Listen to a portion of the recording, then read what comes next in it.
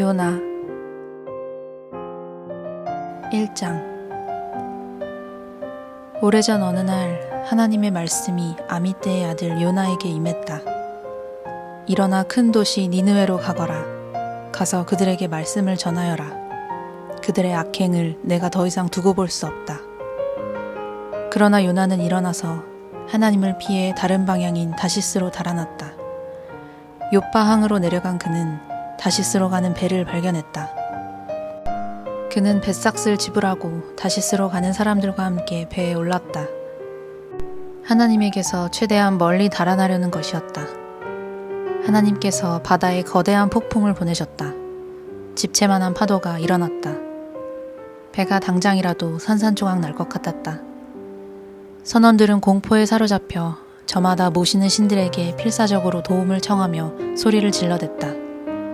그들은 배의 무게를 줄이기 위해 배에 실었던 물건 전부를 바다에 던졌다.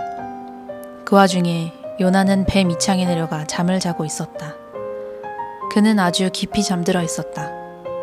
선장이 그에게 와서 말했다. 아니, 지금 뭐 하는 거요? 잠을 자고 있다니. 일어나서 당신의 신에게 기도하시오. 어쩌면 당신의 신이 우리가 처한 공경을 보고 우리를 구해줄지도 모르잖소. 그러자 선원들끼리 말했다. 한번 진상을 파헤쳐 봅시다. 이 배에 탄 사람들 중에 누가 이 재앙을 불러왔는지 제비를 뽑아 알아보는 게 어떻겠소? 그들이 제비를 뽑으니 요나가 걸렸다. 그들이 요나에게 다그쳐 물었다. 어서 털어놓으시오. 대체 무엇 때문에 이 재앙이 일어난 거요? 당신은 뭐 하는 사람이며 어디서 왔소?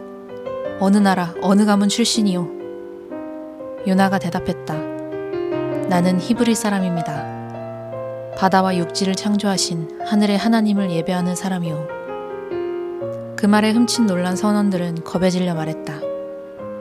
대체 당신이 무슨 일을 저지른 거요? 요나가 이야기를 들려주자 선원들은 그가 하나님을 피해 달아나는 중이라는 사실을 알게 되었다. 그들이 말했다.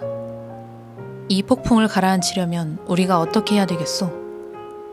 바다가 거칠게 날뛰고 있었다. 요나가 말했다. 나를 들어 바다에 던지시오. 그러면 폭풍이 멈출 것입니다. 모두 내 잘못 때문이오. 내가 이 폭풍의 원인이니 나를 없애면 폭풍도 사라질 것이오. 그러나 그것은 안 될 말이었다. 그들은 어떻게든 해변으로 노를 저어 돌아가려고 애썼다. 하지만 배는 한치도 더 나아가지 못했다. 폭풍은 점점 더 거칠고 광포해졌다. 그러자 그들은 하나님께 기도했다. 오 하나님, 이자가 살아온 삶 때문에 우리를 죽이지 말아주십시오. 이자를 죽인다고 해서 우리를 벌하지 말아주십시오.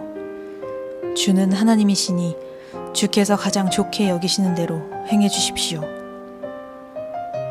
그들은 요나를 들어 배 밖으로 던졌다. 그러자 즉시 바다가 잠잠해졌다. 선원들은 큰 충격을 받았다. 그들은 바다에 대한 두려움 대신 하나님을 향한 경외심에 사로잡혔다. 그들은 하나님께 경배했고 제물을 바치고 서약을 했다. 그때 하나님이 한 거대한 물고기를 보내시니 그것이 요나를 집어삼켰다. 요나는 사흘 낮과 밤을 그 물고기 뱃속에 있었다. 2장.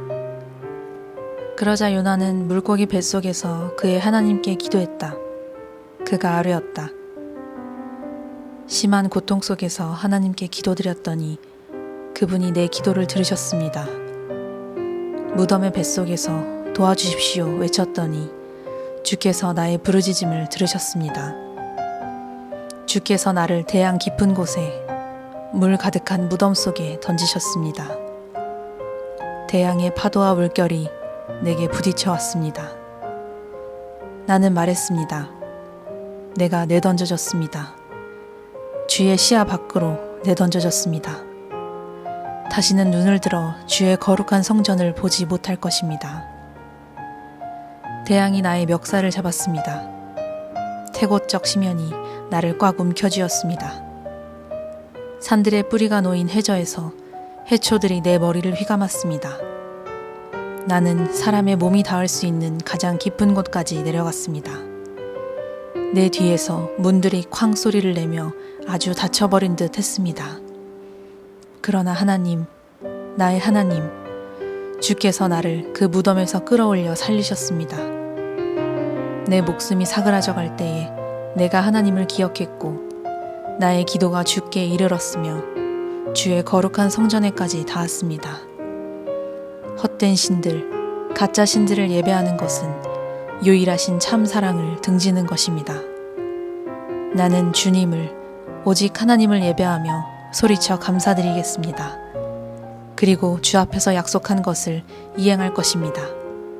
구원은 하나님께만 있습니다. 하나님께서 그 물고기에게 말씀하시니 물고기가 요나를 해변에 뱉어냈다.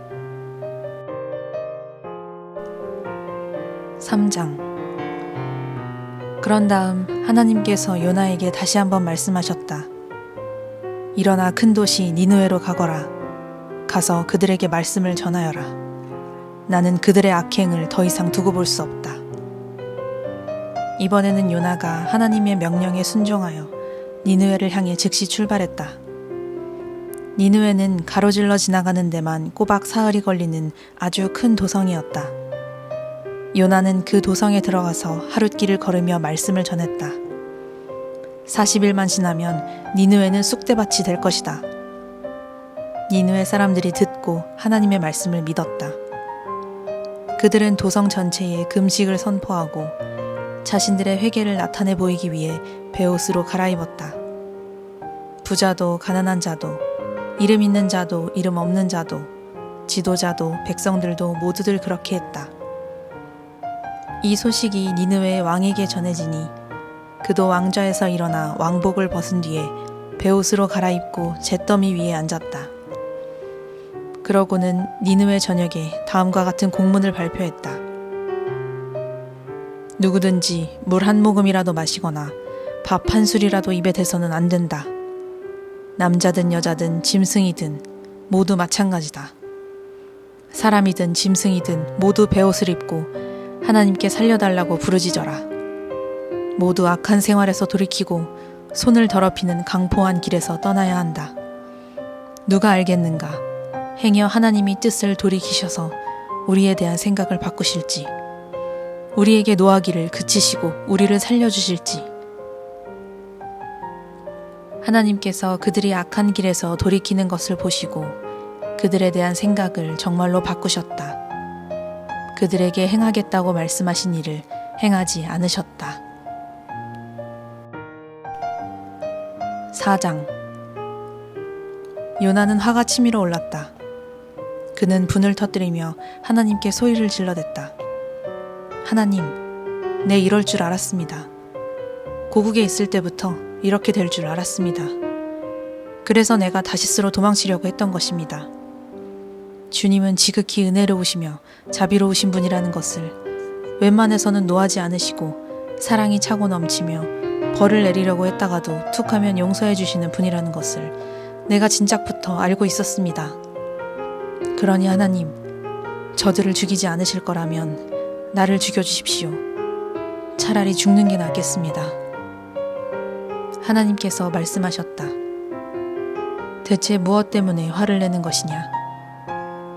그러자 요나가 자리에서 일어났다.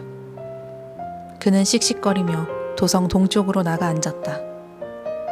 그는 잎이 많은 나뭇가지를 꺾어 임시로 햇빛 가리개를 만들고 그 그늘 밑에 앉아서 도성에 무슨 일이 일어나는지 지켜보았다. 하나님께서 넓은 잎사귀를 가진 나무 하나가 땅에서 솟아나오게 하셨다. 그 나무가 요나 머리 위로 자라서 그를 시원하게 덮어주니 그의 화가 누그러지고 기분도 한결 나아졌다. 그는 그 그늘을 즐겼다. 다시 살맛이 났다.